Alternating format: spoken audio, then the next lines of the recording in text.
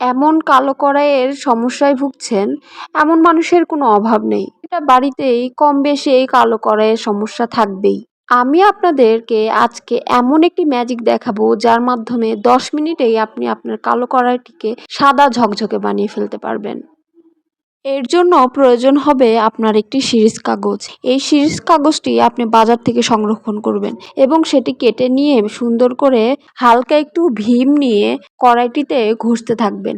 এমনভাবে ঘষবেন যেখানে যেখানে কালো আছে সেখানে সেখানে বেশি করে ঘষবেন এবং খুব জোর দিয়ে ঘষবেন। দেখবেন কিছুক্ষণের মধ্যেই আপনার কড়াইটি একদম সাদা হয়ে যাচ্ছে। ঠিক এই রকম আমার কড়াইটিকে আমি খুব সহজেই এরকম সাদা বানিয়ে ফেলতে পেরেছি শুধুমাত্র একটি শিরিষ কাগজের মাধ্যমে। 100% গ্যারান্টি দিয়ে বলছি এই টিপসটি অবশ্যই আপনার কাজে আসবে।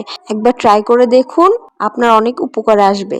ভিডিওটি ভালো লাগলে লাইক, কমেন্ট, শেয়ার করে পাশে থাকবেন।